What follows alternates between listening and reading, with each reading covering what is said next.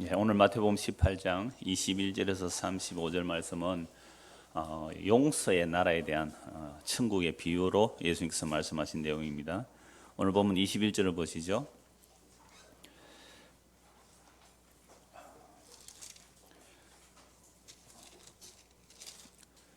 그때에 베드로가 나와 이르되 주여 형제가 내게 죄를 범하면 몇 번이나 용서하여 주리이까? 7번까지 하오리까? 이제 베드로가 예수님께 나와 질문하죠. 그때라는 말은 사실은 18장 전체를 보면 좋습니다. 물론 이게 다른 복음서에서는 좀 분리되어 있을지라도 이 마태복음의 저자는 정말 성령의 감동으로 이 마태복음 18장 전체가 그리스도의 몸된 교회, 그리스도의 몸된 교회로서 연약한 형제들을 어떻게 영접할까에 대한 말씀이거든요. 그러니까 베드로가 예수님께 이 질문을 했다는 것 자체가 마태복음 18장의 내용을 어느 정도 이해를 했다 이 말입니다. 그래서 우리가 마태복음 18장 계속 몇 번에 걸쳐 봤습니다만은 제자들이 예수님께 와서 뭐라고 했어요? 처음 질문이 뭐였어요? 천국에서는 누가 큽니까?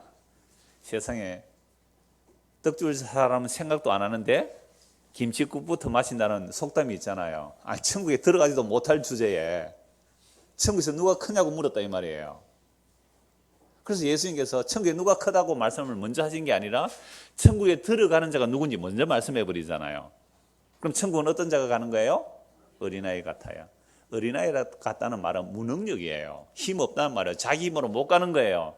부모가 다 해줘야 되는 게 어린아이잖아요. 그리고 어린아이는 또 어떻게 한다고요? 그 당시 문화 속에서 보고 들은 대로 말하는 거죠. 그래서 예수님만이 하늘나라 보고 들은 대로 말하니까 사람들이 예수님의 입을 막고 죽여버렸잖아요. 우리가 어린아이가 엄마 아빠 비밀스러운 것들을 밖에 나서 막 말하면 어떻게 해요? 애들 꿀밤 집어고 입 막 틀어막잖아요. 말하지 못하도록. 어린아이에서 무능력한 거예요. 보고 들은 대로 말하고 어른이 말하면 들을 수밖에 없고. 그래서 전혀 부모가 도와줘야만 살아가는 아이가 어린아이예요. 그런데 이 어린아이가 언제 어린아이가 아니냐면 엄마 아빠 손길을 물리칠 때, 그때는 이미 어린아이가 아니에요. 이 독립적인 거죠. 그래서 죄라는 것은 하나님으로부터 독립되어서 독립선언 해버린 게 인간의 죄입니다. 근원적인 죄거든요. 이게 자기가 주체가 된, 방금 장로님 기도하실 때 그 말씀했지만 내가 주체가 되어서 하나님을 섬기려고 하는 이것도 전부 죄가 되는 거예요. 그래서 인간의 행위란, 지난주에도 말씀드렸잖아요. 인간의 행위라는 것은 내가 어떤 행위를 할 때에는 그 행위가 나에게로 반드시 되돌아오게 되어 있습니다. 부메랑 같은 거예요. 내가 뭔가 말을 했을 때는, 자녀에게 뭔가 말을 했을 때는 자녀가 내 말을 순종해서 자녀가 말을 잘 들음으로 나에게 뭐가 되는 거예요? 기쁨이 되어야 되는 거잖아요. 내가 신에게 정성을 바쳤습니다. 왜 바쳤어요? 신이 나에게 뭔가 보답해 달라는 얘기 아니에요? 우리 인간의 행동은 기도를 하든지 예배를 드린다든지 뭐 헌신, 선교, 봉사를 한다 할지라도 전부 자기에게로 되먹여지는 거예요. 아니 그렇게 돈 내고 헌신 봉사했는데 그게 어떻게 자기를 위해서 한 거예요? 아니요. 그걸 통해 자기의 가치를 또 높인다니까요. 하늘에서 큰 자가 되고 싶은 거예요 그게. 그래서 예수님의 제자들이 예수님께 나와서 뭐라고 물었어요? 천국에서 누가 큽니까? 그러니까 내가 주님을 위해서 뭘 버렸어요? 배도 버렸어요. 아버지 버렸어요. 마누라도 다 두고 장모도 다 두버리고 예수님을 따랐단 말이에요. 그물과 배를 다 버리고 따랐단 말이에요. 누가 큽니까? 왜 따랐어요? 왜 버렸어요? 천국에서 큰 자 되려고. 이게 무슨 천국에 들어가는 자의 모습이에요? 천국 들어가지도 못한 자의 모습이에요 이게? 그래서 천국 들어가는 자는 어린아이 같아야 된다고 그랬잖아요. 어린아이 같은 자. 그 다음에요, 이 어린아이 하나를 영접하는 것이 곧 나를 영접하는 거란 말이죠. 누구든지 나를 믿는 이 작은 자. 그래서 예수를 믿는 자는 작은 자의 모습으로 오는 거죠. 여러분 사도들이 복음 전했을 때 어떤 모습이었습니까? 정말 만물의 찌개 같은 그들의 모습이었어요. 그런데 그들을 누가 영접하겠느냐 이 말이죠. 예수님을 누가 영접했습니까? 영접하면 하나님의 자녀가 되는 권세를 주셨지만 아무도 영접하는 자가 없었어요. 그런데도 영접하는 자가 있다면 이건 결코 사람에게서 나올 수가 없고, 이건 사람의 혈통과 육종으로 나올 수가 없고, 아버지 뜻대로 하나님 자기 백성만 예수님을 영접하는 거죠. 그러니까 예수님은 어떻게 오실 때에 영접하는 거죠? 십자가에 못 박혀 저주받아 죽은 그 모습으로 오시는 예수. 내가 당신을 살해했는데 당신은 나를 용서하셨군요. 그 예수 그리스도의 십자가 앞에 무릎 꿇고 그리스도를 영접하는 자, 이게 영접하는 자거든요. 어느 인간이 이런 예수를 영접할까요? 그러므로 우리가 인간의 행동에서 나에게로 되먹이는 일이 아니라 하나님과 아들이 약속하셔서 그냥 간단하게 예수님의 자기 행동을 하심으로 예수님께로 대먹혀 들어가는 자, 그게 성도예요. 다시요. 우리가 행동해서 내가 행동해서 나에게로 대먹혀지는 일들을 다 해요, 우리는. 근데 예수님도 행동하면 어떻게 하실까요? 행동하신 결과가 예수님에게로 대먹혀 가실 거 아니에요. 그래서 예수님께서 말씀을 보내주셔서 우리를 잡아서 예수에게로 이끌어 그리스도의 자기 몸을 만들어내시는 예수님의 일하심, 그게 걸려든 자, 그들이 뭐예요? 성도예요. 그래서 그리스도의 몸이란 말이죠. 그래서 영접하는 자는 그 예수를 믿는 지극히 작은 자의 모습으로 여러분에게 오는 거죠. 자, 그러니까 그 어린 자를, 예수 믿는 지극히 작은 자, 별 볼일 없는 자, 그를 영접하면 그리스도를 영접하는 거잖아요. 예수님을 영접하는 거예요. 그들을 영접하지 않는다면 그게 실족하는 거예요. 근데 오늘날 이 땅의 교회들은 다른 예수를 전하기 때문에 오히려 막 실족시키고 있는 일들이 얼마든지 일어나고 있단 말이에요. 물론 다 100%가 아니겠죠. 너무나 극소수죠. 너무나 극소수예요.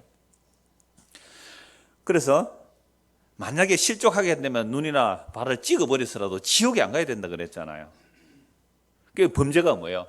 눈이 범죄하고 손과 발이 범죄하는 게 뭐예요? 지극히 적은 자, 십자가 지신 예수, 그 예수를 영접하지 않는 게 그게 실족이잖아요. 심지어 성령으로 예수님을 전가한 세례 요한조차 실족할 뻔했잖아요. 나로 인하여 실족하지 않는 자를 복이 있다고 말씀했죠. 그래서 지극히 적은 자로 오신, 다른 말로 십자가 지신, 유대인들이 볼 때는 표적이 안에서 거리끼는 것이고 이방인들이 볼 때는 지혜가 안에서 미련하고 어리석은 예수 그리스도의 십자가, 그걸 보고 침 뱉고 다 돌아서야 마땅해요. 그런데 하나님의 택한 백성들은 그 십자가가 구원의 능력임을 믿고 나오더라 이 말이죠. 그러니까 이 예수 그리스도, 그분이 오늘 우리에게 어떻게 오셨는가? 항상 지극히 작은 자의 모습으로, 배척받는 모습으로 오는데 누가 그를 영접하겠느냐 이 말이죠. 그래서 영접하는 것은 하나님의 놀라운 은혜로 임하는 거죠. 그리고 지난주에 보았던 말씀이 이런 양을 누가 찾아오는가? 그 다음에 2주 전에 이런 양에 대해서 말씀드렸고, 지난주에는 뭐였습니까? 그리스도의 몸된 교회죠. 그래서 형제가 죄를 범하거든 어떻게 해요? 개인적으로 누가 나에게 죄를 범하면 뭐 해야 돼요? 1대1로 만나서 얘기를 해라. 그리스도의 말씀을 전해라. 근데 그 범죄한 자가 회개하면 어떻게 하고요? 받아들이고 용납하고, 다른 데 소문 내야 돼요? 안 내야 돼요? 안 내야 되는 거잖아요. 두 번째, 가서 말했는데 안 들어요. 그러면 신실한 사람 두세 명이랑 같이 가서 뭐 해야 돼요? 권면을 해요. 당신 이렇게 하는 것은 그리스도인으로 합당치 않습니다. 회개하시오라고 했을 때 그 사람이 회개하면 뭐로요? 형제로 받아들이고 또 입을 닫아야 돼요. 근데 그래도 두세 사람 가도 말 안 들으면 어디에 말해야 돼요? 교회에 말한단 말이에요. 그러니까 교회 말도 안 들으면 뭐처럼 여기라고요? 세리와 창기처럼 여기라. 세리와 이방인처럼 여기라. 유대인들은 세리와 이방인은 완전히 잘라내는 거잖아요. 그런데 놀랍게도 예수님은 세리와 죄인과 창기와 이방인을 뭐 하셨어요? 긍휼히 얘기했잖아요. 그러면 세리와 이방인처럼 여기라는 말은 무슨 말이에요? 교회에서 치료를 당하고 뭐 어떤 무슨 출교를 당한다 할지라도 그를 뭐라 여기라? 긍휼히. 그래서 서신서에 보면요, 범죄한 자가 있거든 그 사람의 입은 옷이라도 더러운 것처럼 여기라. 그러나 뭐요? 긍휼을 여기라. 형제처럼 여기라. 항상 긍휼해요. 용서란 말이죠. 이런 말씀을 쭉 들은 베드로가 눈치를 채서요, 예수님의 말씀을. 그래서 그러면 우리가 교회로 모였다면 우리는 뭐 해야 된다? 용서해야 되겠구나. 그래서 베드로가 자신 있게 예수님께 묻는 거죠. 오늘 21절. 예수님, 우리가 형제가 내게 죄를 범하면, 그러니까 베드로가 잘 알아들었어요? 못 알아들었어요? 잘 알아들은 거예요. 형제가 나에게 범죄하면. 그러니까 제가 지금 한 4번, 5번 설교 요약을 했는데 이 말을 베드로가 알아들었단 말이에요. 우리가 그리스도의 몸된 교회라면 뭐 해야 된다? 용서해야 된다. 그래서 형제가 나에게 범죄하면 예수님 몇 번 용서해 줄까요? 한 7번쯤 용서하면 될까요? 대단하죠. 7번을 용서해 주겠다니까. 우리가 지난주에 제가 인용한 말씀 누가복음 17장 내용이잖아요. 어떤 형제가 너에게 잘못했어. 하루에 몇 번요? 7번 찾아와서 잘못했다 하면 뭐라고요? 7번 용서라. 물론 예수님의 말씀은 7번이 완전한 용서를 말하는데 베드로는 진짜로 뭐라고 얘기했어요? 숫자 7번, 문자적으로 7번 얘기한 거예요. 예수님의 7번은 완전을 말하는데 베드로는 진짜 숫자 7번을 말한 거죠. 그러면 아까 말했다시피 마태복음 18장에 본 3번 형제와 형제, 두세 사람 교회, 이러면 3번이나 삼심제예요. 그죠? 우리나라 삼심제죠. 그러면 삼심제로 해서 말을 안 듣는데 베드로는 몇 번 얘기해 줘요? 7번. 대단하잖아요. 그러니까 베드로는 예수께 이 질문을 할 때 자기는 뭐 해줄 수 있는 용의가 있다? 용서해 줄 수 있는 용의가 있다. 내가 용서해 줄 수 있다. 7번 정도 용서해 줄 수 있다. 얼마나 대단한 결심이에요. 얼마나 대단한 결단이냐 이 말입니다. 자, 그 질문을 했을 때에 예수님은 이렇게 대답하시죠. 22절. 예수께서 이르시되 네게 이르노니 7번뿐 아니라 7번을 7번 가지라도 할지니라. 여러분 7번을 7번 숫자적으로 한 몇 번이죠? 490번. 여러분 어떤 사람이 여러분이 잘못했는데 490번 똑같은 잘못을 했어요. 490번을 똑같이 잘못했어요. 용서해 주겠어요? 그래서 성경이 7일랑 성 완전의 개념이에요. 그러니까 6일이라고 7일째 안식해라. 그 다음에 그 안식을 곱하기 안식을 하면 이제 안식년이 나오죠. 6년이라고 7년은 땅을 쉬게 하라. 안식년 곱하기 안식년은요, 49년이에요. 49년이 안식년이고, 그 다음 해는 뭐예요? 희년이에요. 이런 개념은 전부 다 하나님의 창조와 하나님의 구원이 우리에게 뭐로 주어진다? 일한 것도 없이 은혜의 선물로 주어진다는 게 안식을 지키라는 개념이었어요. 노동하지 말고 지키라. 그러니까 구원과 창조는 전부 하나님의 은혜로 주어진다는 개념이잖아요. 그래서 이 베드로가 7번 용서해 주면 됩니까? 라고 하니까 예수님이 뭐라고 대답했어요? 7번 아니라 70번이라. 7번을 70번이라도 용서해 주라 이 말이에요. 여러분 자신 있게 예수님께 뭔가 질문을 하면요, 나는 이 정도로 할 수 있다고 질문하면 예수님은 어떻게 말씀하세요? 그 질문자가 도저히 도달할 수 없는 말씀을 해버리는 거예요. 이런 질문이 굉장히 많습니다. 예수님께 나와서 질문하는 자들이. 그래서 어떤 부자 간원이 예수님께 나와서 어떻게 해서 영생을 얻습니까? 물으니까 뭐라고 해요? 네 가진 것을 다 팔아서 가난한 자들에게 주고 나를 따르라 했을 때 이 부자 간원은 부자인 거로 근심하며 돌아서 버렸잖아요. 그럼 이 사람이 만약에 내 재산 다 팔았습니다, 이제 영생 얻겠지요 하면 뭐라고 말씀하셨을까요? 네? 뭐라고 말씀했을까요? 네 영생 왜 얻으려고 하니? 이렇게 물었을 거예요. 네가 왜 영생 얻어야 돼? 죄인이 지옥 가야지. 아마 이렇게 대질문을 하셨을 거예요. 왜냐하면 우리 인간이 죄라는 게 뭐였어요? 내가 뭔가를 해서 천국을 얻고 싶은 거잖아요. 영원한 생명을 얻고 싶은 거잖아요. 그래서 인간들이 예수께 나와서 질문하는 그 의도 속에는요, 모든 질문에는 뭐가 있어요? 자기 부인이 있는 게 아니에요. 뭐가 있어요? 자기 긍정의 질문하는 겁니다. 그래서 자기가 질문했으니까 그 질문의 대가를 자기가 받고 싶어 하는 거예요. 예수님은 그 마음을 아세요? 모르세요? 아세요. 오늘 우리 주일학교 학생들이 그래요. 그러면 하나님과 예수님은 우리 다 알아요 이러는 거예요. 네 속마음까지 다 안다. 네 속마음까지 다 안다. 우리가 질문하는 이유를 다 알아요. 그래서 베드로가 7번 용서해 줄까요?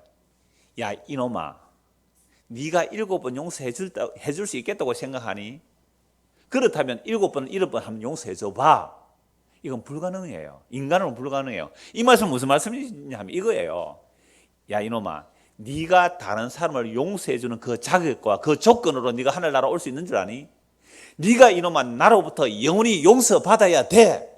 이 말씀이에요. 베드로 아직 몰라 이걸. 근데 나중에 십자가 앞에서 정말 예수님 모른다고 계집종 앞에서 뭐라고 했어요? 계집종 앞에서 나 예수 모른다고 저주하고 맹세까지 3번이나 예수를 저주 맹세 부인해버렸어요. 이러고 나니까 베드로는 이제 뭘 알아야 돼요? 나는 남을 용서해 주는 정도가 아니라 예수님으로부터 무한한 용서를 받아야만 됩니다. 이걸 알았어요. 그래서 나중에 성령 임하고 나서 베드로가 어떤 복음을 전합니까? 우리를 하나님께서 미리 아시고 택하신 이유는 베드로전서 1장 2절에 예수 그리스도의 피 뿌림을 얻기 위하여 우리를 택하셨다고 했었어요. 놀라운 거잖아요. 왜 우리를 미리 아시고 택해 놓았다고요? 예수님의 피 뿌림을 얻기 위하여. 그러니까 피 뿌림이라는 것은 용서를 말해요. 그 피 뿌림에, 그래 하나님이 자기가 피를 뿌려 자기 생명을 바쳐서 용서해 주셔야만 들어갈 수 있는 나라가 무슨 나라예요? 천국이에요. 하나님 나라예요. 용서의 나라예요. 그런데 까불고 있어요, 베드로가. 뭐라고요? 예수님 한 7번 용서해 주면 됩니까? 여러분 7번이라는 숫자를 헤아렸다는 것 자체가 이미 엉터리 용서예요. 우리는 몇 번 용서해요? 우리나라는 3번 용서해 주잖아요. 3번. 그런데요, 제가 종종 이 얘기 할 때마다 말씀을 드렸어요. 여러분, 사람이 용서라는 것은요, 30번 용서한다 그럴 때에 숫자를 헤아려야 안 해요? 한 번이다? 니 두 번째다? 요거 앞에 거 용서했어요, 안 했어요? 안 한 거예요. 차곡차곡 쌓아둔 거예요, 요거. 세 번만 해라. 니 때려 죽을 거다. 이게 세 번 용서 안에 들어있는 거죠. 그래서 성경에서 용서의 완전한 7번은 7번의 용서는 완전한 용서예요. 회개했다면 잊어버린 거예요. 기억조차 안 하는 거. 이게 진짜 용서거든요. 이게 7번의 7번이에요. 자, 이렇게 예수님 말씀하시고 나서 천국을 비유로 말씀하세요. 24절부터 23절부터. 그러므로 천국은 그 종들과 결산하려 하던 어떤 임금과 같다 그랬잖아요. 그러니까 우리도 하나님 앞에 결산해요, 안 해요? 해요. 주님 오시는 날에 앞에서 결산할 거예요. 자, 결산할 때에 어떤 임금이 종들을 이제 결산을 하는데 10,000달란트 빚진 한 사람이 왔습니다. 갚을 것이 없습니다. 주인이 명하여 그 몸과 아내와 자식들과 모든 소유를 다 팔아 갚아라. 그런데 10,000달란트 빚진 자는요, 나중에 말씀드리겠습니다만 아내 자식 다 팔고 지기 다 팔아도 못 갚아요. 너무 큰 돈이라서. 그 종이 엎드려 절하며 이르되 내게 참으소서 다 갚겠습니다 하거늘 그 종의 주인이 못 갚을 거 뻔히 알거든요. 그래서 불쌍히 여기서 놓아 보내주며 그 빚을 뭐 했다고요? 탕감해 주었습니다. 자, 그런데 그 종이 나가서 자기에게 100데나리온 빚진 동료 한 사람 만나 붙들어 목을 잡고 이르되 빚을 갚으라 하며 그 동료가 엎드려 간구하여 이르되 나에게 참아주소서 갚겠습니다 하니 허락하지 않고 어떻게 해요? 빚을 갚다 옥에 가둬버렸습니다. 그러니까 그 동료들이 그것을 보고 몹시 딱하게 여겨. 아니, 저 사람은 조금 전에 10,000달란트 탕감 받았는데 왜 100단을 빚진 사람 용서 못 해주지 하면서 그 원주인에게 가서 말을 했죠. 32절. 이에 주인이 그를 불러다가 말하되 악한 종아, 네가 빌기에 내가 네 빚을 전부 탕감해 주었거늘 내가 너를 불쌍히 여긴 같이 너도 내 동료를 불쌍히 여기기 마땅하지 아니하냐 하고 주인이 노하여 그 빚을 다 갚도록 그를 옥졸에게 넘기니라. 너희가 각각 마음으로부터 형제를 용서하지 아니하면 나의 하늘 아버지께서도 너희에게 이와 같이 하시리라. 이 35절만 보면 우리가 마음으로 형제를 용서 안 하면 하나님도 우리를 뭐 한다고요? 용서를 안 해주신다는 이런 개념, 조건처럼 보이잖아요. 자, 그러니까 이 비유를 이해하기 위해서 두 가지 이야기를 좀 말씀을 드려야 되는데요. 하나는 그 유대인들의 속죄일이 있습니다. 7월 10일 대속죄일은요, 제사장이 어린 양의 피, 또 뭐 송아지의 피를 들고 지성소로 나가요. 그러니까 성소에는 제사장이 상번제로 아침 저녁으로 늘 가야 되고 뭐 그 등불도 관리해야 되고 떡도 넣었다 내었다 해야 되는데 지성소에는요, 대속죄일날 대제사장이 피를 들고 들어가서 그 속죄소에 7번 뿌리는 겁니다. 그런데 속죄일, 대속죄일, 7월 10일 대속죄일 그 앞에 40일간이 뭐냐라고 하면 이 40일, 유대인들은요 40일간을 용서하는 기간으로 삼았어요. 그러니까 대속죄일에 속죄를 못 받은 심판받으니까 대속죄일 되기 전까지 용서를 해야 되는 거죠. 그래서 용서한 증거를 대제사장이 피를 들고 지성소에 가서 속죄소에 뿌려야 됩니다. 그러니까 40일 동안 이게 율법에는 명시 안 돼 있어요. 안 돼 있지만 유대인들은요 율법을 잘 지키려 애를 썼기 때문에 장로들의 유전, 율법의 해석이 많이 나온 거예요. 이거 40일도 사실은 율법의 해석이에요.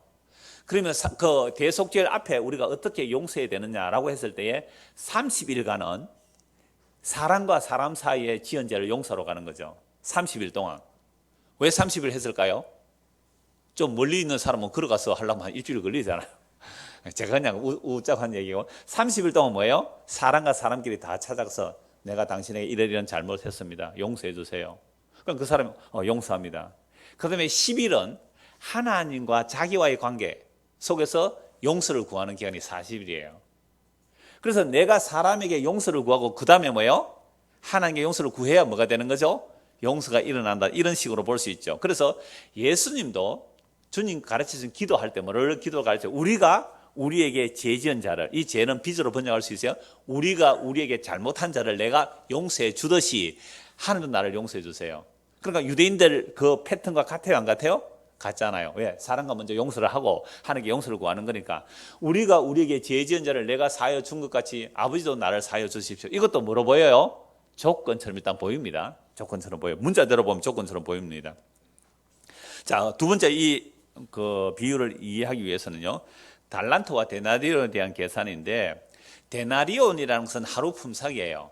하루 품삯. 그럼 100데나리온은 며칠 일하면 되죠? 100일만 일하면 되는 겁니다. 근데 달란트는 어마어마한 큰 달란트인데요. 1만 달란트라 그랬잖아요. 10,000달란트. 근데 1달란트가 며칠 일해야 되는가 하면 6,001을 일해야 됩니다. 단 1달란트가 6,001을 일해야 돼요. 그럼 1년 365일 중에 65일은 쉬는 날, 공휴일 쉰다고 보고 1년에 301을 일한다면 1달란트 갖기 위해서 몇 년 일해야 돼요? 20년.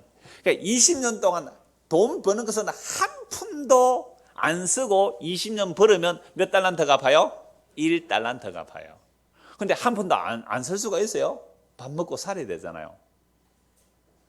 이러면 어떤 분은 그럼 이자는 어떻게 해요? 유대인들은 형제끼리는 뭘 안 받아요? 이자는 안 받아요. 이방인의 이자를 받지만. 그래서 얼마 전에 그 이슬람 은행이 들어오려고 한 적이 있잖아요. 이걸 뭐 이혜훈 국회의원인가 그 사람이 막아냈는데, 물론 혼자 막아낸 건 아니지만 알려서. 그러니까 이슬람이 은행이 들어오면 이슬람도 율법을 지키는 사람이에요. 그래서 이슬람은 자기 형제에게는 뭘 안 받아요? 이자를 안 받아요. 그럼 이슬람 은행이 들어왔습니다. 이자 안 낼 방법이 있어요. 어떻게 하면요? 내가 이슬람 교인이 되면 되는 거예요. 멋지죠? 이슬람 오면 여러분들 전부 다 그 돈 빌리러 안 가겠어요? 안 갈 거예요? 갈 거죠. 겉으로 나 이슬람 알라 하고 막 이렇게 나 이슬람 교인을 하고 속으로는 예수 믿으면 되죠 뭐. 이런 식으로 생각해서 갈 거라 그랬죠 금방. 우리 인간이 얼마나 머리가 계산기가 빨리 돌아가는지 보세요. 자, 그래서 이자가 없다 할지라도 평생 20년 동안 죽도록 일해서 1달러 가는 거 절반은 먹고 살아야 되잖아요. 그럼 절반을 저축했다 합시다. 평생 일할 때 20살부터 60살까지 40년 일하면 겨우 몇 달란트 갚아요? 1달란트. 60년 일해도 1.5달란트. 그럼 나머지 9,998.5달란트는 어떻게 해요? 이것은 왜 이 비유를 하시냐면 인간으로서는 이 빚을 개인으로서는 갚을 수 없는 금액이에요. 이 제비빚이에요, 제비. 그러니까 그 빚을 탕감해 주었단 말이에요. 그럼 탕감받고 가다가 100데나리온, 100일만 일하면 갚을 수 있잖아요. 100일은 갚을 수 있어요. 인간이 얼마든지 갚을 수 있는 게 100일 일하면 되잖아요. 100일. 한 200일만 일하면 되잖아요. 그러면 자기 먹고 산다 해도. 근데 멱살 딱 잡고 어떻게 해요? 감옥에 가둬 버렸단 말이에요. 그러면 이 10,000달란트 탕감받은 자가 100데나리온 멱살 잡고 감옥에 가두어서 주인이 다시 불렀다 하면 이건 그러면 10,000달란트 탕감해 준 것은 그러면 가짜로 탕감해 준 거예요? 이런 질문을 하는 사람이 있더라고요. 성경 깊이 본 사람이에요. 아니요. 주인으로부터 뭐 탕감받았어요? 10,000달란트 탕감받고 와서 100달러 잡았다고 다시 10,000달란트 그거 탕감해 준 거 취소 이렇게 말한다면 그게 진짜 탕감해 준 거 맞아요? 이 질문하는 사람이 있더라고요. 그러니까 천국 비유는 그렇게 풀면 해석이 돼요? 안 돼요? 안 돼요. 한 가지예요. 모든 비유는 한 가지, 단순하고 심플한 한 가지 얘기예요. 이건 뭐예요? 천국은 용서받아야 가는 나라라는 것을 누구한테 알려주는 거예요? 베드로에게, 제자들에게, 오늘 우리에게. 그거 알려주는 거예요. 딱 한 가지예요.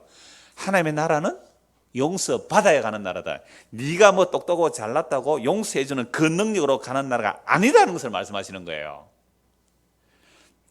우리 지난 금요일 날 차재성 교수 십자가 그 신비의 역사에 마침 용서가 나왔어요.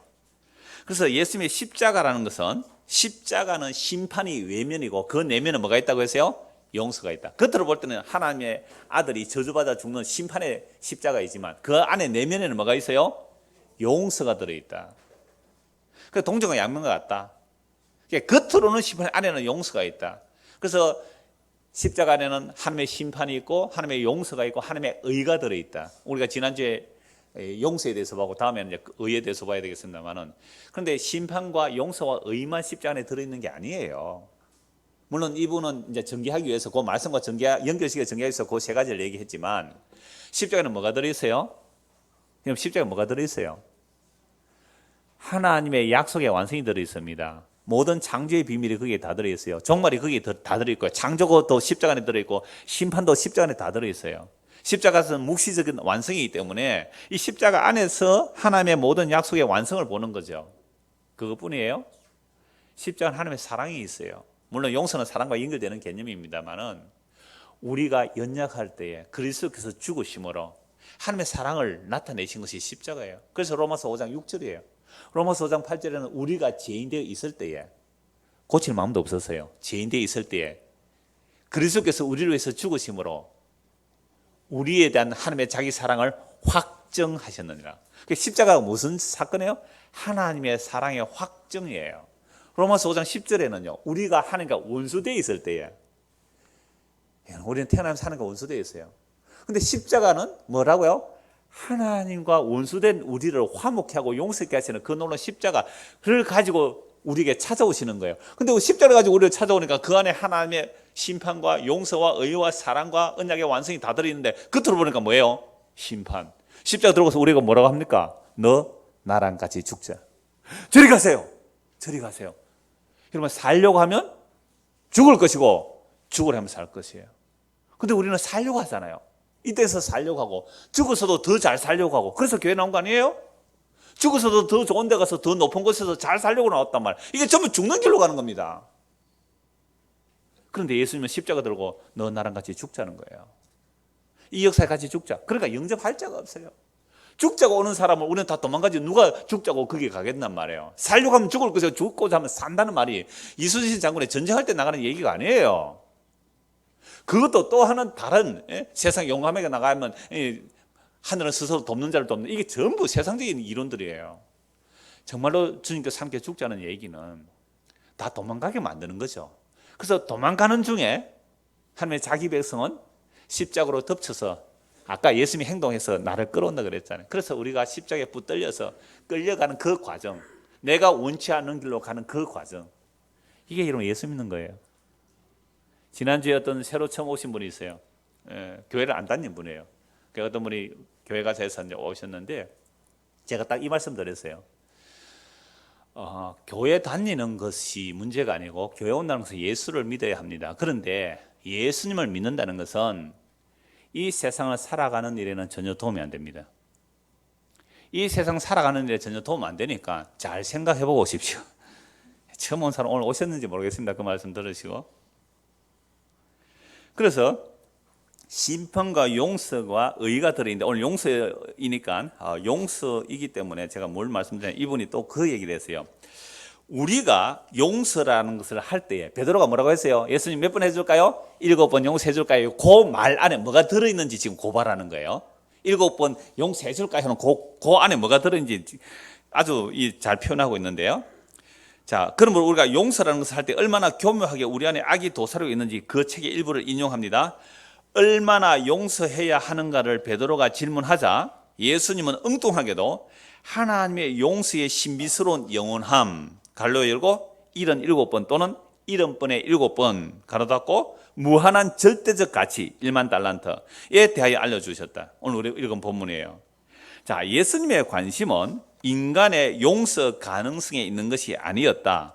용서마저 그 실행 횟수를 함께 지어 언젠가는 더 이상 용서할 수 없을 것이라는 분노를 품으며, 용서마저 참여라는 조건을 달아 주고받는 거래로 추락하며, 용서하는 자가 용서할 수 있는 자신의 능력에 도취되어 버리며, 용서마저 그 정도의 무게를 저울질하여 경중을 비교하며, 용서마저 용서받는 자의 남용과 무관심 속에서 그 가치를 상실해 버리며, 용서마저 본래의 모습을 유지하기보다는 용서하는 자와 용서받는 자의 영적 도덕적 상태에 따라 그 감격과 깊이가 춤추듯 오르내리는 그러한 천박한 인간의 용서가 본질적으로 다른 하나님의 용서를 알려주시는 것이었다.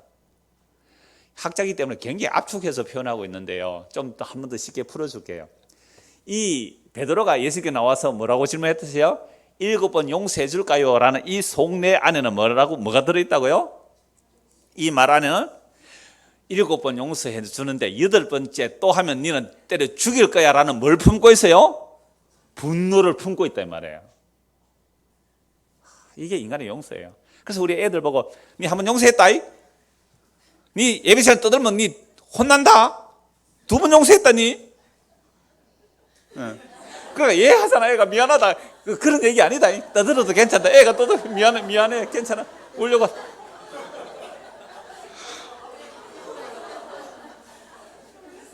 놀랐어요. 미안해. 이 아이를 제가 실족하면 내가 지금 연자맷돌 메고 지금 물에 빠져 죽어. 괜찮아. 목사님이 그래 혼내려고 한 게 아니고 어린아이는 떠들어도 괜찮다 얘기했다. 예, 괜찮아. 넌 천국 갈 거야. 얼마나 착한지. 이 아이를요 어려서부터 엄마가 이렇게 훈련시킨 거예요. 예배 시간에 1시간 반씩 떠들지 못하게 앉아있도록. 어린애 보세요. 3명이 다 앉아서 어른보다 다 예배 잘하고 있잖아요. 이 하나님께서 살아있는 오늘 환경을 주신 거예요. 그러니까 그런 거죠. 7번 용서해 주겠다는 말은 8번째 잘못하면 죽일 거야 라는 뭘 품고 있어요? 분노를. 우리의 용서가 그런 거예요. 용서마저 참회라는 조건을 달아 주고받는 거래로 추락시켜버렸단 말이죠. 용서하는 자가 용서할 수 있는 자신의 능력을 봐. 나는 너를 5배나 용서해 줬잖아. 그런데 너는 왜 내 한 번 용서 못 해주니? 그래해요 안 해요? 해요. 이건 부부 관계도 마찬가지고 이웃과의 관계도 마찬가지고요. 부모 자식 간의 관계도 마찬가지, 친구 간에도 마찬가지예요. 나는 바람 2번밖에 안 피우는데 너는 왜 3번 피우노? 이런다니까요. 그게 우리의 용서의 숫자를 경중을 가지고 비교하면서 용서를 저울질하고 있는 이게 인간의 용서예요. 그래 인간 보고 용서해서 천국 오라 그런 얘기 아니라는 거죠. 인간의 용서의 가능을 무참하게 무너뜨려 버리는 것이 예수님께서 7번의 7번의 비유예요. 그러니까 우리는 아까도 말씀드렸지만 3번 용서한다. 1, 2, 3번 헤아리 뜨는 것 자체가 뭐예요? 용서한 게 아니에요. 용서하기는 커녕 20년 전의 이야기도 다 티나옵니다. 싸우다 보면 20년, 30년 전의 이야기도 다 티나오네. 그게 무슨 용서였어요? 그러니까 우리 인간의 용서의 능력으로는 결코 하나님 나라 백성이 될 수 없고 하나님 나라 갈 수 없는 거예요. 그래서 이러한 용서가 하나님의 용서가 하나님의 완전한 그 용서를 왜 받아야 하는지 알게 하시고 왜 하나님의 그 놀라운 용서를 받을 수밖에 없는 인간인지 인간이 용서해 줄게 라는 그 교만, 그 악, 그 숨겨진 지약을 들통내는 것이 예수님의 천국 비유예요. 그래서 인간의 용서는 안 됩니다. 하나님의 절대적인 용서가 어떠한지를 몇 권 성경 찾으면서 보겠습니다. 예레미야 31장을 한번 보시죠. 예레미야 31장입니다.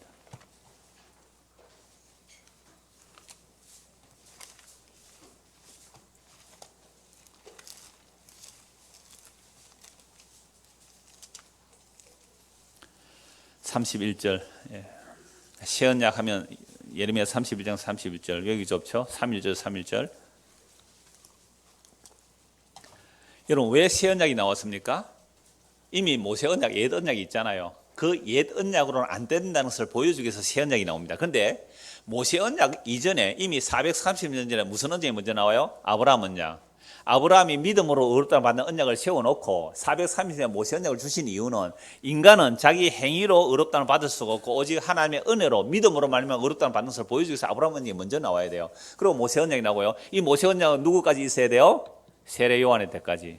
그 뒤로는요 새 언약이 등장할 것을 세례 요한이 말씀했고 예수님이 말씀하셨고 이미 구약에서 새 언약을 말씀하고 있는 내용입니다. 31장 31절 여호와의 말씀이니라. 보라 날이 이르리니 내가 이스라엘 집과 유다 집에 새 언약을 맺으리라. 이 언약은 내가 그들의 조상들의 손을 잡고 애굽 땅에서 인도하여 내던 날에 맺은 것 같이 아니할 것은 시내산 앞에 언약을 맺을 때 상호 언약이에요. 피 뿌렸어요. 언약 어기면 너 다 죽는다. 예, 우리 다 죽을게요. 해서 피 뿌려서 언약 맺은 겁니다. 이거 오늘 오후에도 이스라엘 멸망과 같이 연결시켜 말씀 볼 내용이니까 간단히 넘어갑니다. 그러니까 옛 언약, 애굽에 인도에 내던 날에 맺은 언약 같지 않다는 거예요. 내가 그들의 남편이 되었어도 그들이 내 언약을 깨뜨렸습니다. 여호와의 말씀이라. 그러니까 이스라엘 백성들을 하나님께서 자기 신부로 삼았죠. 하나님이 남편이고 이스라엘 백성들이 신부예요. 그래서 손을 잡고 애굽에서 끄집어내었는데 세상이라는 것을 끄집어내는데 뭐가 안 돼요? 몸은 끌려 나오도 뭐가 안 따라와요? 마음이 안 딸려와요. 오늘 예수께서 비유 끝에 이렇게 했잖아요. 너희가 마음으로 중심으로 형제를 뭐 하냐면 용서하지 않으면 너희도 이와 같이 되리라. 마음으로 용서, 중심을 보는 거예요. 주님께서. 그러나 그날 후에 내가 이스라엘 집과 맺을 언약은 이러하니 곧 내가 나의 법을 그들의 속에 두며 그들의 마음에 기록하여 나는 그들의 하나님이 되고 그들은 내 백성이 될 것이라. 여호와의 말씀이니라. 그러니까 우리가 하나님의 언약 백성 되는 것은 내가 법을 지켜서 하나님의 언약 백성 될 수가 없고 하나님이 새 언약으로 우리를 하나님 자기 백성 만들어 주시겠다는 거예요. 그래서 왜 인간이 안 되는지 옛 언약을 통해 다 보여주시는 겁니다. 34절 그들이 다시는 각기 이웃과 형제를 가르쳐 이르기를 너는 여호와를 알라지 아니하리니 이는 작은 자로부터 큰 자까지 다 나를 알기 때문이라. 그러니까 오늘 목사는 이렇게 여호와를 알아, 여호와를 알라 이렇게 말 안 하는 거예요. 그럼 목사는 앞에서 뭐 얘기합니까? 예수님이 이런 분입니다. 그러니까 자기가 믿은 예수, 그 성경 계시를 통하여 알게 된 그 그릇을 나는 간증하는 거예요. 지금 제가 지금 간증 시간이에요. 제가 믿는 예수님 이런 분입니다. 이 간증하니까 뭐 세상에 예수 믿고 복 받은 그런 간증이 아니잖아요. 나 예수 믿고 죽은 인간입니다. 내가 얼마나 큰 용서받은지 여러분 아세요? 나는 예수님으로부터 무한한 용서를 받았기에 나는 여기 와서 강단에 섭니다. 제가 여러분들보다 윤리 도덕적이거나 어떤 영적인 면에서 요만큼이라도 나은 것이 있어서 이 앞에서 설교한다면 저는 자격 없는 자예요. 저는 정말로 주님의 말씀 앞에 날마다 나는 무한한 용서를 받아야 하는 죄인임을 알기에 제가 여러분에게 자신 있게 나와서 말씀 증거하는 거예요. 그러면 성령이 임하였다면, 우리가 함께 성령이 임했다면 맞아요. 당신도 무한한 용서를 받아야 됩니까? 나도 무한한 용서를 받아야 돼요. 그렇다면 그 두 사람은 아무 말 안 해도 성격과 기질이 다 달라도 뭐 할 수 있다고요? 서로 용납하고 서로 사랑하는 거. 그게 그리스도의 몸된 교회예요. 그래서 몸은 높낮이가 없다고 그랬잖아요. 손이 불편하다고 손 잘라내는 사람이 없어요. 그래서 제가 밥 먹는 거 얘기했잖아요. 야, 너 욕심 참 많다. 밥 한 대여섯 그릇 먹으면 되지. 아니 50년 동안 밥을 몇 그릇 먹이나? 54,750그릇이나 그렇더라고요. 50년 계산해 보니까 54,570그릇 밥을 먹여줬단 말이에요. 우리 배한테. 이게 몸이라는 거예요. 죽을 때까지 먹을 거예요. 우리가 죽을 때까지. 이게 몸의 기능을 가지고 그리스도의 몸된 교회를 비유로 설명하고 있는 거잖아요. 자기 몸처럼 이웃을 사랑해라. 자기 몸 위해서 세수 몇 번 했습니까 지금까지? 그렇게 씻어대면서 왜 형제의 연약함을 용납 못하느냐 이 얘기를 하시는 거예요. 이게 천국이라니까요. 그 천국의 비밀을 우리가 교회 와서 교회에서 천국의 지점이 교회라 그러더라고요. 그럼 교회라는 것은 그걸 보여주는 게 교회란 말이죠. 용서받은 자들의 모임. 용서받은 자들의 모임. 어떤 죄에서 지옥가야 마땅한 본질상 진노의 자녀, 하나님의 원수된 그런 자들이 용서받아서 왔는데 무슨 크고 높음이 있어요? 뭐가 잘나고 못남이 있어요? 전부 용서받은 자들인데. 그런데 내가 네보다 낫다는 생각이 드는 순간 나는 너를 용서했는데 이따위 망발을 하게 되는 거예요. 이 베드로가 한 짓이에요. 베드로가 이 짓을 한 거란 말이에요. 그래서 새 언약의 능력이 뭔지 보세요. 다 알아요. 예수님을 다 알아요. 새 언약에 임하게 되면 내가 그들의 악행을 사하고 다시는 그 죄를 뭐요? 기억하지 아니라. 이게 무슨 능력이에요? 새 언약의 능력입니다. 이게 새 언약의 능력이에요. 우리의 죄를 회개하면 다시는 그 죄를 기억조차 아니하시는 거예요. 근데 우리는 기억이 나요, 안 나요?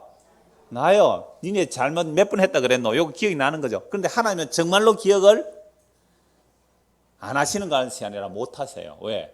전능하시기 때문에 가능한 거예요. 전능하시기 때문에 나는 이 죄를 용서한다 그러면 진짜 용서한 거예요. 그래서 하나님 내가 이 죄 또 잘못했는데요. 똑같은 죄를 또 지었어 하면 아닌데 너 처음인데 이러는 거예요. 제가 비유로 말씀드리는 거예요. 하나님 어제 내가 이런 간음을 했는데 오늘 또 간음했어요. 용서해 주세요. 아니 너는 처음인데 너는 깨끗해. 처음인데. 여러분 이게 새 언약의 능력. 죄를 뭐 한다고요?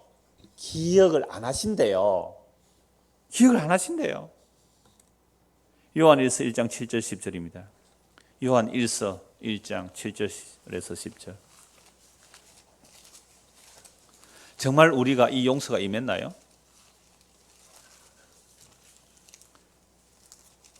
요한일서 1장 7절.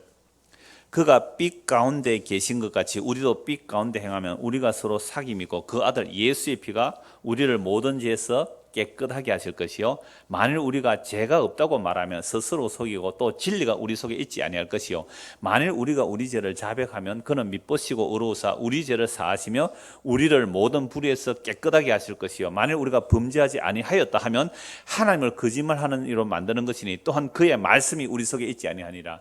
여러분 예수님을 믿는다는 것은요 진리 가운데 살아가는 거예요. 진리, 다른 말로 말씀이 이 말씀이 우리 안에 들어오면 10절 끝에 보세요. 그 말씀이 우리 속에 있지 아니하니라. 그러면 그 말씀이 우리 속에 들어왔다. 예수님께서는 내 말이 곧 영이라 그랬잖아요. 요한복음 6장 23절. 그러니까 예수님의 말씀이 문자로 들어오면 우리 죽는 거예요. 근데 예수님의 말씀이 뭐로 들어온다고요? 생명과 용서로 들어오는 거예요. 그러면 뭐가 들어온 거예요? 진리가 들어온 거잖아요. 그래서 우리가 빛 가운데 행한다는 것은 예수님의 진리, 그 말씀이 우리 안에 들어오니까 내가 뭐로 드러나는 거예요? 죄인으로 드러나요. 말씀이 우리 안에 들어왔다면 나 죄 안 지어야지, 착하게 살아야 되지, 이렇게 사는 게 아니고 말씀이 우리 안에 들어오니까 뭐가 드러나는 거예요? 내가 사는 게 죄라는 것이 드러난단 말이에요. 아까 제가 인간의 행동은 대먹임이라 그랬잖아요. 대먹임, 자기 얘기로. 그러니까 내가 하나님을 섬긴다고, 섬긴 그 자체도 뭐였어요? 나를 위해서 했기 때문에 그게 죄가 되는 거란 말이에요. 그러니까 예수님께서 행동하셔서 예수님 쪽에서 우리를 잡아 끌고 가는 그것만이 의가 됩니다.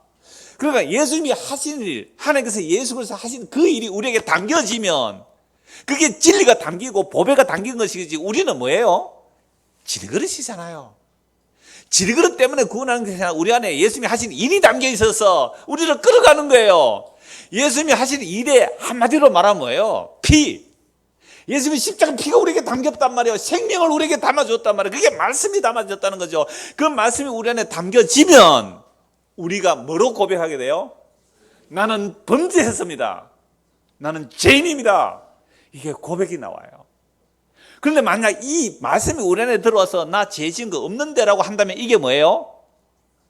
그리스도의 말씀이 그 안에 없는 자, 생명이 없는 자, 성령이 임하지 않은 자, 그렇게 되는 거예요.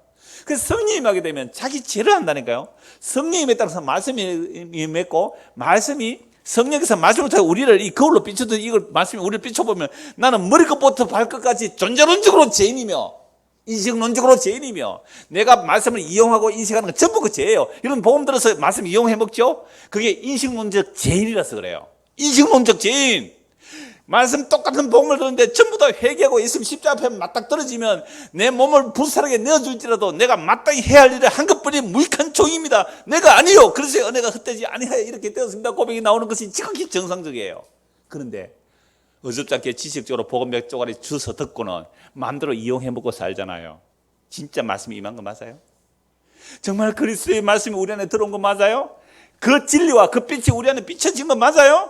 그렇다면 우리는 머리부터 발끝까지 존재적으로, 인식론적으로, 도덕적으로, 윤리적으로, 영적으로 내가 죄덩임을 알고 십자가 앞에 무너져 내리며 주여 당신이 나를 위하여 목숨 바친 그 영원한 사랑, 무궁한 사랑, 그거 없으면 나는 망하는 자 맞습니다 하고 예수를 믿는 거잖아요. 이런 모습 우리에게 과연 있나요?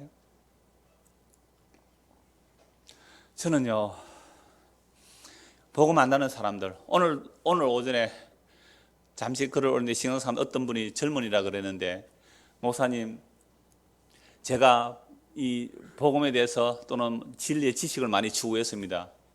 그러다 보니 내가 어느새 믿음이 없는 사람 막 판단하고 평가하고 있습니다. 그런데 오히려 복음의 지식을 잘 모르는 사람이 더 예수님께 가까이 가는 모습을 보게 되었습니다.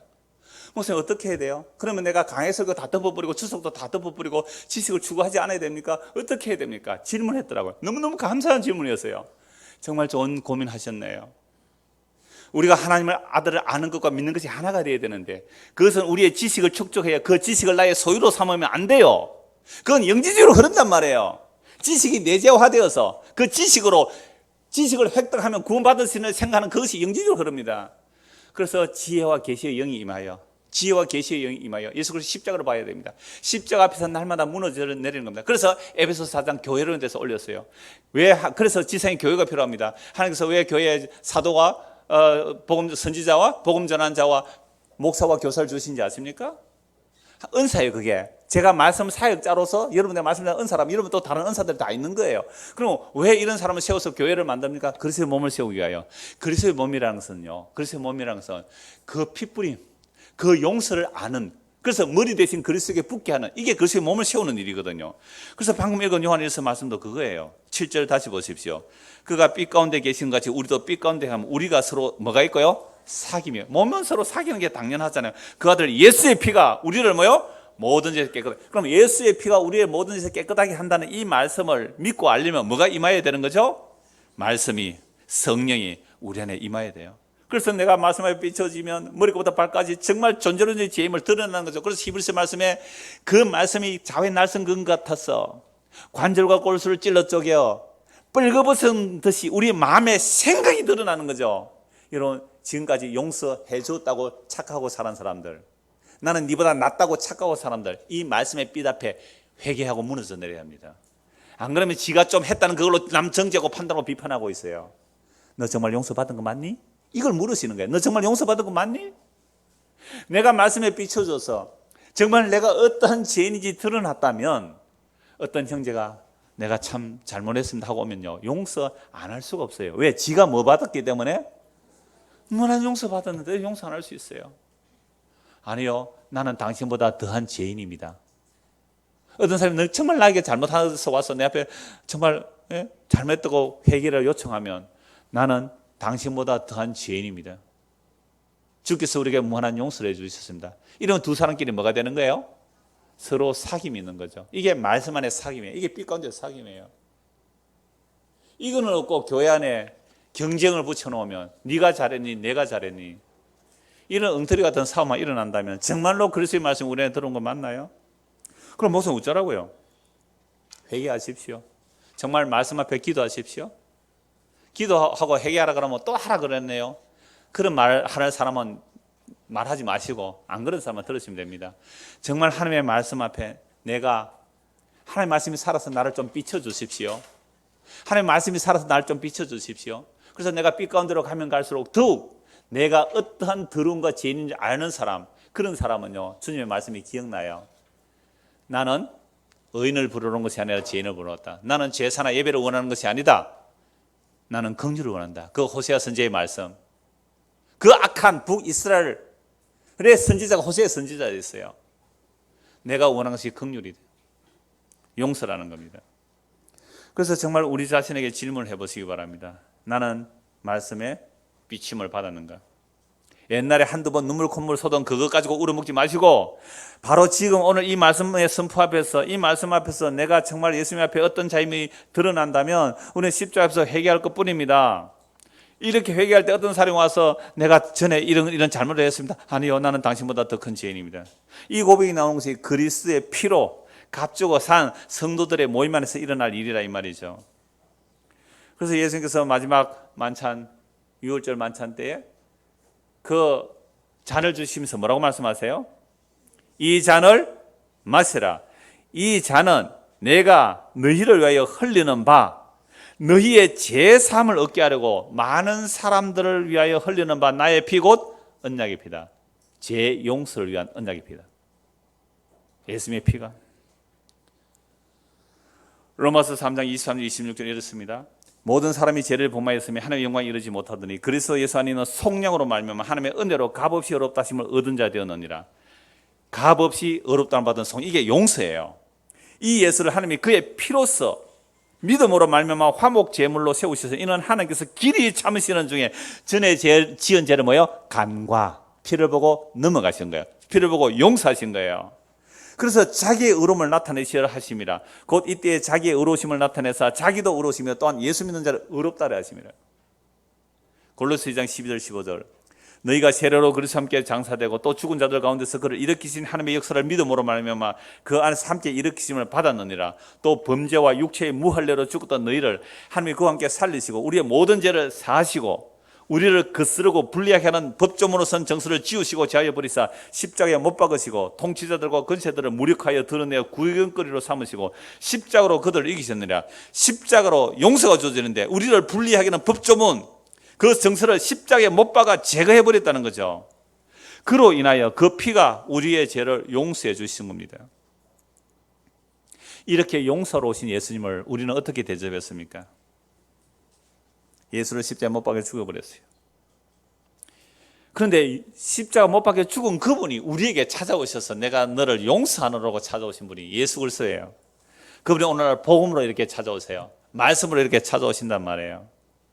그래서 그 십자가 앞에 우리는 무너져 내리는 자들, 그게 성도입니다.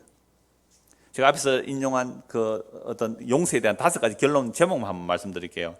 용서란 첫째, 용서란 하나님이 인간과 관계에 맺으시는 관계적인 내적 본질이다. 둘째, 용서는 십자가의 자기 희생적 본질을 가장 잘 드러낸다. 셋째, 용서의 가장 두드러진 특징은 용서하는 자와 용서받는 자가 인격적인 관계 속으로 들어간다는 사실이다. 넷째, 하나님은 인간의 죄를 포괄적으로 회복시키신다. 용서는 이러한 죄의 포괄적 회복을 위해서 반드시 포함되어야 하는 요소다. 다섯째, 용서는 하나님과 인간에게 지속적이고 종말적인 관계를 가져온다. 심판은 과거와 현재를 종결짓지만 용서는 앞 일을 기대한다. 그러니까 십자가는 뭐가 들어있었다 했어요? 심판과 용서가 들어있다 그랬잖아요. 의도 들어있고 사랑도 들어있는데, 심판은 과거의 모든 죄를 뭐예요? 종결시키고, 용서는 뭘 가져온다고요? 미래의 일을 기대하게 만들어요. 미래의 일을 기대하게 만드는 종말론적인 관계가 새로 형성되는 거예요. 그러니까 우리가 정말 예수님의 십자가 용서받았다면, 용서받은 자는요, 복음의 빚진 자라 그랬어요, 바울이. 복음의 빚진 자. 그래서 우리는 복음에 빚지고 사는 것이고, 복음에 빚진다는 말은 다른 말로 사랑에 빚지고 사는 거예요. 그러니까 우리는 다른 빚은 안 져도 무슨 빚은 지고 살아야 돼요? 사랑에 빚지고 복음에 빚진 자예요. 자, 그러면 복음에 빚졌기 때문에 뭐 해라? 복음 전해서 갚아라. 그렇게 거래하면 돼요, 안 돼요? 안 돼요. 내가 복음에 빚졌기 때문에 복음 갚아내야지. 그래서 뭐 이거 해, 저거. 아니요. 그건 다시 거래로 추락하는 거예요. 그러면 이 용서받은 자의 미래형이 뭐냐 하면, 평생 살아갈 때 예수님의 용서를 잊지 않고 살아가는 거. 이게 복음의 빚진 자예요. 그 사랑에 잊지 않고 살아. 이게 사랑의 빚진 자예요. 그러니까 내가 어떤 정말로 하나님께서 일하시는 그 일하심으로 용서가 나오고 복음 전함이 나왔다면, 여러분 자기가 했다고 주장할 수가 없어요. 요즘 여러분들이 좀 많이 오시잖아요. 뭐 이래 저렇게 오시고, 듣고 복음 듣고 오시고, 또 이곳저곳에서 사실 뭐 좀 와서 말씀 전해달라는 사람도 많이 와요. 많이 요청이 와요. 내 몸이 하나라서 그렇게 못합니다 하고 거절하기도 하는데요. 이럴 때에 정말 하나님과 여러분 앞에서 솔직한 심정이 이런 거예요. 이상하네, 이 사람들. 뭐가 대단한 게 있다고, 뭐가 들을 게 있다고 오라고 하지? 이건 제 자기 부인이 일어나는 거예요. 왜 그럴까요? 이건 내 지식으로 한 게 아니거든요. 그러니까 어떤 분이 와서 깜짝 놀라는 이유가 이렇게 말씀하시더라고요. 17년 전에 창세기 설교를 보면서 이렇게 말했대요. 자기들끼리 미쳤다, 미쳤어 이랬대요. 왜? 17년 전에도 똑같은 얘기를 했네요. 이 얘기였거든요. 그러니까 저는 대단하고 특별한 지식을 전한 게 아니에요. 그저 받은 은혜를 증거했는데, 사람들 와서 이상하네. 제가 머리 정말 끌적끌적거려요. 이상하네. 와 자꾸 내보고 전화 오는 사람 많거든요. 그러면 감격을 해요. 정말 감격을. 왜 이러지? 이상한데? 그거예요. 왜? 제가 딴 건 몰라요. 저는 잘 몰라요. 내가 말씀 앞에서 얼마나 엄청난 죄인인지 알고, 그 죄가 십자가로 완전하게 단번에 영원히 용서받았을 뿐만 아니라 지금도 이 역사 속에서 살아갈 동안 끊임없이 용서받아야 한다는 사실을 알고 있기 때문에, 뭐 나만이 안다, 내가 똑똑하다, 이러면 내 말 들어라, 그 말을 할 수가 없는 거예요. 이게 용서받은 자의 모습이 베드로도 그렇고 바울도 그렇다. 물론 제가 사도 수준에 올린다는 말이 결코 아니에요. 베드로가 하는 말이 핏부림 얘기는 할 수가 없고, 바울이 한 말이 핏부림 얘기 할 말이 없더라 이 말이죠. 그게 십자가의 복음이라는 거죠. 그래서 베드로가 7번 용서해주면 됩니까? 물었을 때 7번을 70번이나 할 수 있는 예수님의 말씀은 뭐예요? 야 이놈아, 네가 용서해주는 그 능력으로 천국이 이루어지는 게 아니고, 내가 너를 무한히 용서해줘야 되는 나라가 하나님의 나라야. 그걸 언제 알아요? 예수를 저주맹세에 부인하고 나서야 예수님의 용서를 받아야 한다는 줄 알아요. 여러분들 이 말씀 들었어요? 나중에 밥 먹을 때 누가 나한테 인상 썼다 하면 용서 안 될 거예요. 그게 우리들이에요. 그러니 그때 뭘 아세요? 뭘 알아야 돼요? 나는 정말로 예수 그리스도로부터 영원한 용서를 받아야 되는 자이군요 하고 예수 믿으시면 돼요. 자, 그러면 용서받은 자는 미래가 있다 그랬잖아요. 그게 무슨 얘기인지 너무 자주 말씀드렸기 때문에 간단히 말씀드리게, 성경 읽고 말씀도 다 많으니까, 누가복음 7장에 바리새인이 시몬이 식사를 해요. 식사를 하는데 죄 많은 여인이 왔단 말이에요. 그러니까 속으로 짓는 죄는 모를 건데 겉으로 죄가 드러났으니까 동네 사람들 다 아는 죄인이에요. 그럼 뭐겠어요? 저는 창기로 봐요. 창녀는 얼굴 팔아먹고 살아야 되니까 몸 팔아먹고 살아, 동네 사람 다 아는 죄인이에요. 그러면 거기 온 바리새인들이 저 더러운 여자인 줄 알았다는 것은, 이 바리새인들도 그 여자가 죄인 줄 아는 거예요. 그런데 이 여자가 남자를 식사하는 자리하고 예수님의 발에 눈물로 발을 닦고 머리카락으로 씻기고 그 발에 향료풀 붓고 정말 입맞추기를 쉬지 않는 거예요. 그러니까 시몬이 있다가 야, 예수가 선지자라면 저 여자가 더러운 여자인 줄 알 텐데 왜 만지도록 가만두지? 그때 예수님 뭐라고 말씀하셨어요? 그 말을 했어요, 안 했어요? 안 했어요, 속으로. 그래서 그 바리새인이 시몬이에요. 예수님 무슨 시몬? 내가 한번 물어보자. 예. 50데나리온 빚진 자하고 이것도 나와요. 500데나리온 빚진 자가 있다. 둘 다 갚을 것이 없어서 둘 다 용서해 줬다. 누가 더 그를 사랑하겠느냐? 많이 탕감받은 자지요.